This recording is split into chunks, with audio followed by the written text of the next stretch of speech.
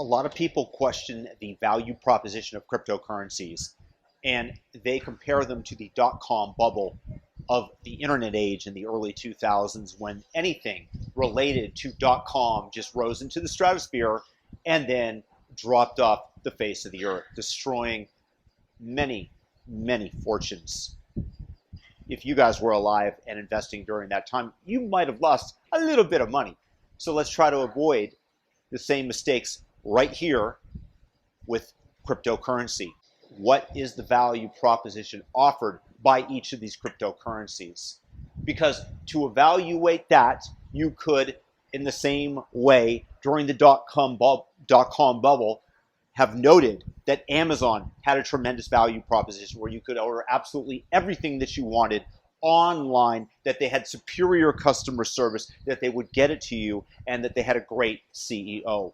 Google organized the world's information better than anybody else. Facebook united old friends. Each of these things were done and built a network effect around them, making it very difficult for any competition to break through. So Airbnb today is another example of that, where you have so many homeowners that everybody gravitates to that place because the homeowners beget the renters and the renters beget greater numbers of homeowners. So you have a network effect where the more people that pile in to this specific application, Airbnb, raise the value. That's the network effect. So you have to be able to identify that versus pets.com, which did nothing other than lose people tons of money and have a Super Bowl campaign ad during that time that cost them millions of dollars. Back to the crypto space. Yeah, it is similar to the dot-com bubble, where many of these things are just going to burst magnificently because they are just shitcoins, altcoins as they are called. They offer no real value. They're there to get people to invest their money thinking that they're getting in on the ground floor, and they offer nothing to the investor. They don't solve any problem. There are things like Filecoin that do offer some utility to the end user. Then you have the one thing that I would say is Bitcoin. What is the value proposition of this as somebody who successfully analyzed and invested in Google very soon after it came public? Same with Facebook. Got in at good prices. I would say that if I'm looking at anything and I'm going to put my own personal money in this, this is not something for you guys that you guys have to follow. This is not financial advice so that I don't get sued. But Bitcoin does have a value proposition where it's acting as a store of value because you can never mint more Bitcoin. There is a network effect where you have many, many miners protecting the ledger, the protocol, the blockchain, and they're all rewarded via the fees. And many people are using it as being recognized as a store of value in El Salvador, where it is considered to be currency that can be exchanged, or having all sorts of applications developed on top of the network, like the layer 2, which is the Lightning network, which makes it easy to facilitate small Bitcoin transactions that don't cost very much money. You conglomerate thousands and thousands of these things into one payment.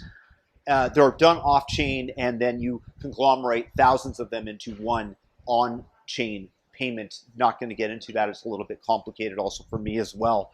But the point being here is that Bitcoin does have a value case. It's not just a bunch of zeros and ones. It is property that cannot be duplicated, that is scarce, that you can hold away from the government. And if you just take a look at Canada, the government came in and froze bank accounts for merely donating $25 to the Truckers Freedom Convoy 2022. The government didn't like that, and so they then froze your bank accounts. They cannot do that with Bitcoin. So in terms of a store of value that the government has a much harder time getting to, it has this application as well, in addition to the fact that right now the governments around the world are just printing money willy-nilly. The House in the United States just the other day authorized $1.5 trillion of additional spending, which of course includes stuff for critical race theory and for empowering, whatever gender they're choosing to recognize this day.